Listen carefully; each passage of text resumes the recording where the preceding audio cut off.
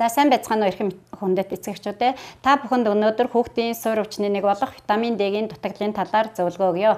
Витамин D нь хүний биед зайлшгүй чухал хэрэгтэй витаминуудын нэг байдаг өгөөд витамин D дутагдсанараа хүүхдийн яс, булчингийн систем, мэдрэл ер нь бүх системд нөлөөлдөг учраас эдгээр системүүдийг илүү давмгай гэмтээдэг учраас бүгдээрээ витамин D-гийн дутагдлаас сэргийлэх ёстой маа. За хүүхдийг бид нарт ээжийн хэвлэгээс мэндэлсний дараа 14 хоногтойгоос эхэлж витамин D-гээ өгөх бөгөөд цаашдаа хүн бол насан туршдаа витамин D-г ууж хэрэглэх ёстой байдаг. За хэрвээ бид нарт витамин D дутагдах юм бол ялангуяа хүүхдэд рахит буюу сулда гэдэг өвчнөр өвчлөдөг. Энэ өвчин их маш хүндэрсэн тохиолдолд бол гавлын яс зөөлрсөн, сампингийн эрхний шинж тэмдэг илэрсэн гэх мэт онцлог шинж тэмдгүүд илэрснээрээ гаднаас харагдах байдлаараа онцлогддог. Хэрвээ бид нарт хүүхдэд маань ямар нэгэн D-гийн дутагдал үүссэн, архид үүссэн санагдах юм бол бид нар заавал гаднаас харагдах шинж тэмдгээс гадна ялангуяа бид нарт ямар алдаа байдаг вэ гэвэл хөлөө манай хүүхэд хөлрөөд байна, толгой нь халаад байна, D-гийн нэмий гэж ингэж D нэмэх гээд байдаг. Ингэж витамин D-г бол оншилж үнэлгээ өгдөг юм. Хамгийн гол юм нь бол витамин D-гийн түвшинг цуснд нь үзэж D-гийн түвшин ямар байгааг бүгдээрээ тодорхойлж хүүхдэд зохих тунгаар D-г нь өгөх хэрэгтэй байдаг юм аа. За ер нь манай Монгол улс дэлхийн бөмбөрцгийн байрлалаараа нарны тусгалд хажуу талаасаа ташууд тусдаг учраас витамин D-гийн хэрэгцээ илүү өндөр байдаг. Нарнаас авах боломж нь арай бусад орноос бага байдаг учраас бид витамин D-г илүү хэрэглэх ёстой байдаг. Ер нь 2010 он болтол бол витамин D-г 2 насны хүүхэд хэрэглэнэ. Тэрнээс цаашаа бол төдийлөн том хүмүүст хэрэгцээ гэсэн онол бол бага явдаг байсан бол 2010 оноос хойш илүү том хүнд ялангуяа бүх насныханд витамин D их зайлшгүй хэрэгтэй маа гэсэн судалгаанууд гарч ирсэн. Үүнийч дагуу Монгол улсад судалгаа хийхэд хүн амын 98% нь бичил элементүүдийн дутагдал ялангуяа витамин D-гийн дутагдaltaй гарсан бөгөөд хүүхдүүдийн 5 наснаас эхэлж D-гийн дутагдал илүү тод илэрч байгаа гэсэн судалгаанууд гарч ирсэн байдаг. Хүүхдтэй ингээд төрсэн цагаас нь яраа үеэс нь эхэлж витамин D-гээ өгөх бөгөөд ерөнхийдөө зуны улиралд бол нарнаас витамин D-г авдаг. Гэхдээ нарнаас витамин D авахтай биеийн шорт подволк төдий хувцас өмссөн, биеийн 50% нь ил гарсан, гадаа бол ойролцоогоор 1 цаг хагасаас 2 цаг байсан үед бид нар тэр өдрийн хоногийнхоо D-гийн тунг авсан гэж тооцдог. Гэтэл хүүхдүүд маань тэр болгон гадаа удаан тоглоод иж болохгүй нарчих аюултай. Нөгөө талдаа бас хүүхдүүд маань даарна гэд бид нар гадуур нь цамц подволк өмд энэ төр өмсүүлчээ. Тийм тохиолдолд бол нарнаас D авсан гэж тооцож болохгүй. Ийм учраас бид нар хүүхдээ гадаа наранд удаан цагаар явуулсан үедээ D-гээ тэр урьдчилан сэргийлэх D-гээ алгасаад наранд яваагүй явсан ч гэсэн хувцастай явсан өдрөө бол заавал урьдчилан сэргийлэх D-гээр тунгаар D-гээ уулгаж явах ёстой юм аа.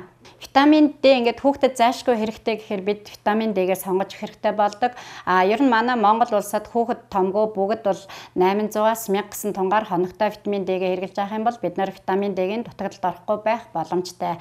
Хэрвээ витамин D дутагдвал хүүхдэд сулдаа өвчин үүсгэхээс гадна дархлаа дутагдаж маш өвчлөмтгий сул дорой болно. Үүнээс гадна бол ер нь томчуулж гэсэн витамин D-гийн дутагдлаас болж зүрх судасны өвчин, бөөрийн өвчнүүд, ясны сэргэжилт, тэгээд хортой хоргүй хавдрууд, чихрийн шижин, мөн халдварт өвчнүүд, харшлын өвчнүүд гэх мэт олон өвчнөөр өвчлөх аюултай байдаг учраас бид нар витамин D-гээ өргөн хэрэглэж энэ урьдчилан сэргийлэх тунгаараа ууж зөв зохистой тунгаараа хэрэглэж тэр эдгээр өвчнүүдээс урьдчилан сэргийлэх хэрэгтэй байдаг юм аа. Зарим тохиолдолд бол хэд хавтгаараад D сайн гэснээрээ хамаагүй зохисгүй хяналтгүй хэрэглэснээс болоод витамин D-гээ илүүдэлд орчих гэдэг. Хэрвээ витамин D-гээ илүүдэлд орчих юм бол дутагдлаасаа илүү эмчлэхэд хүндрэлтэй, хордлоготой, аюултай байдаг учраас тэгж таамгаар эмчилгээ хийж болдоггүй. Ер нь хүн болгон урьдчилан сэргийлэх хэрвээ та витамин D-гийнхаа төвшинг цусандаа үзээгүй бол ерөнхийдөө урьдчилан сэргийлэх тунгаараа хоногт 800-аас 1000 гэдэг тунгаараа уугаад явж хахад болно. Ямар нэг танд D-гийн дутагдaltaй байж магадгүй, ер нь D-гээ өргөн хэрэглээгүй, удаан хугацаагаар хэрэглээгүй D-гийн дутагдалд орсон байхаа гэж бодож ивэл та D-гийн шинжилгээ өгөөд түүндээ тулгуурлаад өөрийн килограмм хэмжээ болон дутагдсан D-гээ харьцуулан D-гээ нөхөж хэрэглэж нөгөө дутагдсан D-гээ хэвэн болгож хордлогоо сэргийлэн зөв тунгаар уух ёстой байдгийн. За ер нь Витамин D-г ингээд сонгоод авахдаа хэн дуртай хүний үгээр биш, хэн одоо дуртай эмийн санд орж авдаг биш, заавал эмчийн заавраар авах хэрэгтэй. Хувь хүн болгон өөрөө өөр байдаг. Жишээ нь танд кальц дутагдaltaй байвал кальцтэй D өгөх, D чинь хэд дутж байгаа, шинжилгээндээ тулгуурлах гэх мэт таны одоо суур архаг өвчин ямар байгаа юм, танай хүүхэд жингийн хувьд ямар байгаа юм гэх мэт нөхцөл байдлаас олж хэдэн настай юм гэдэг зэрэгээс олон зүйлийг хамгаруулж үзэж агаад D-гээ сонгож авал зохимжтой байдаг.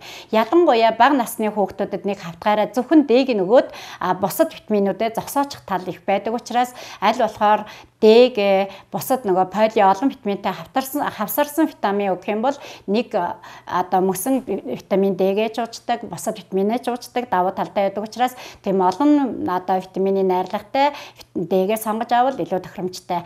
Том хүмүүс бол өөрийнхөө цусндах одоо өөрсдийнхээ эрдэс бодис элемент ямар шинжилгээндээ үндэслээд танд юу дутагдaltaй байгаагаа хавсаргаад D-г сонгол бас илүү тохиромжтой байдаг.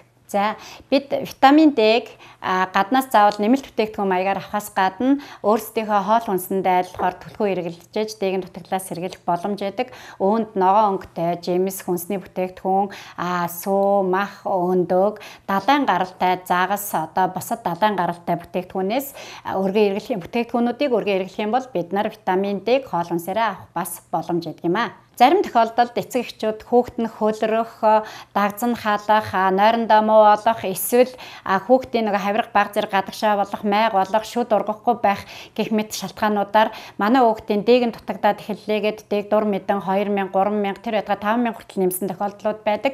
Энэ нь туйлын аюултай бөгөөд хүүхэд D-гийн илүүдэлд орж түүндээ хордож улам сөрөг нөлөө их гарч ирэх аюултай байдаг тул та бүхэн хэрвээ таны хүүхдэд витамин D дутагдж байгаа санагдаж байвал нэгдүгээрт заавал хүүхдийн эмчилд үзүүлнэ, хоёрдугаарт цусан дахь D-гийн түвшингөө тодорхойлоод өөрийн хүүхдийн D-гийн түвшин болон нас биений онцлогтон тохируулан D-гээ зөв тунгаар нөхөж эмчлэх шаардлагатай байдаг юм аа. За анхаарал тавьсан та бүхэнд баярлалаа.